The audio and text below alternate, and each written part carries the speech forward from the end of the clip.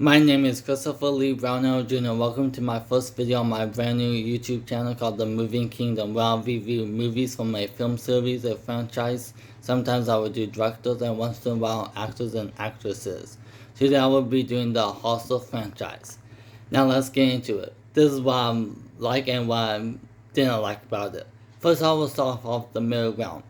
Middle ground is something is not a negative or a positive. And the first thing is, the first half felt like a stoner comedy film. After that person was mopping up that mess, the first 45 minutes or so of the movie felt like it. Even the three main characters felt like what you see in a typical stoner comedy film to the T.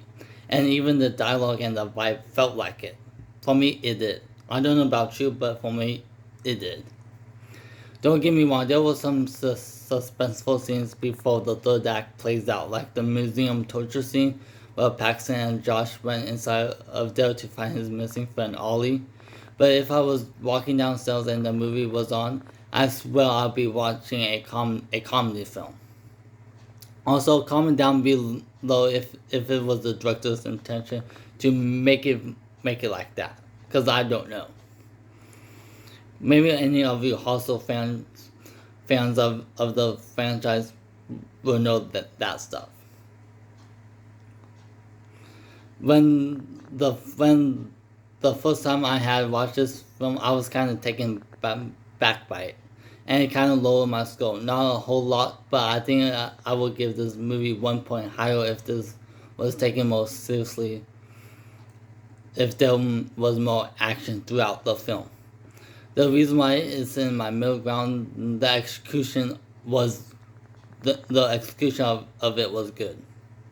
Enough where I could believe it. Well, these stoner people have that type of reaction when shit goes down.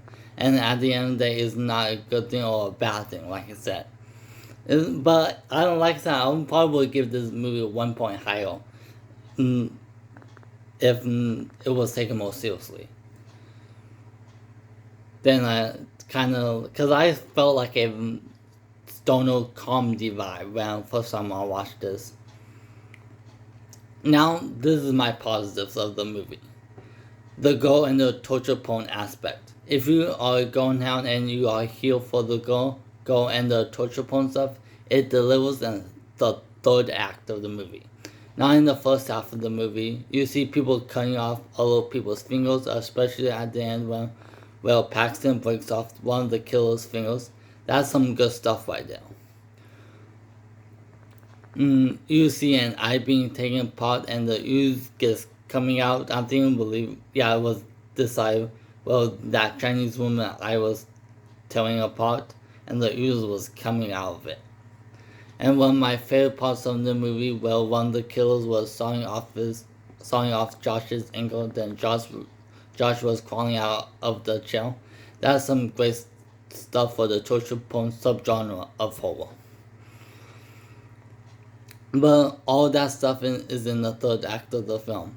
I wish this movie was taken more seriously and had some more bloody scenes throughout the movie. Because like the first half wasn't really gory or torture porny type of stuff. It wasn't all in the third act. My second positive is the acting.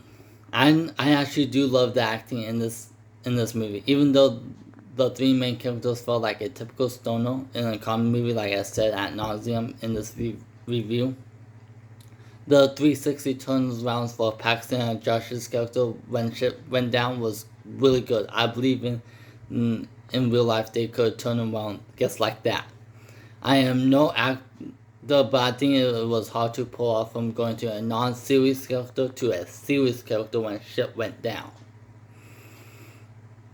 I guarantee you it was hard to pull off. I am not saying it's not an award-winning performances, but Paxton and Josh did an outstanding job. Especially Paxton towards the end of the film. And the other performance that we got from the other characters did well too. It was serviceable, and it wasn't distracting at all. My third positive is the shot scenes. There was a couple of shot scenes that stand out to me. It's not the greatest shot scene in the movie history, but there are cool shots nonetheless. Excuse me. First shot is when the killer was going to chop off one of the Chinese woman's feet, then it quickly cuts to the other Chinese woman painting her toes. That was effective right there. And the second shot stood out to me was when Paxton passed out in the storage type room, then it cuts to Josh under this cover thing. That PO shot was dope actually.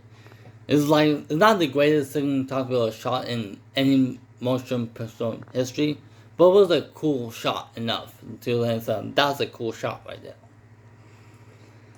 The fourth thing I want to talk about for my positive is the suspense. There were some great suspenseful scenes, definitely in the third act when Paxton finds out what is going on, and all the torture porn stuff was suspenseful. I can't classify the museum torture scene, the first shot that I mentioned, and you cannot talk about this movie without this scene. This scene was an oh shit moment right here, when the Chinese woman jumped in front of the train.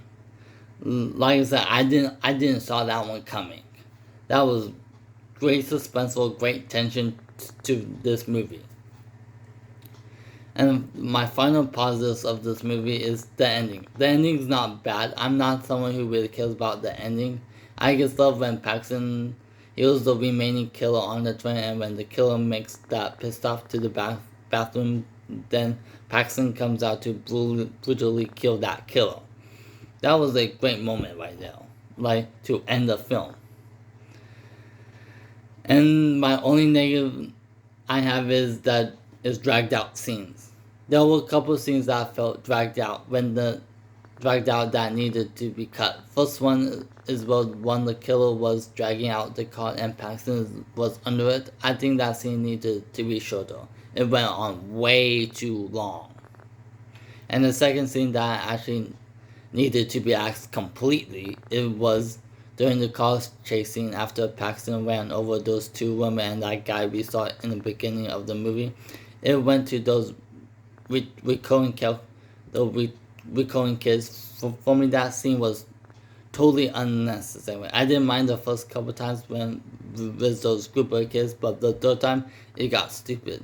And the reason why I don't like dragged out scenes is because when a scene keeps going and going and going and going on and on and on for no reason, it totally takes me out of the movie.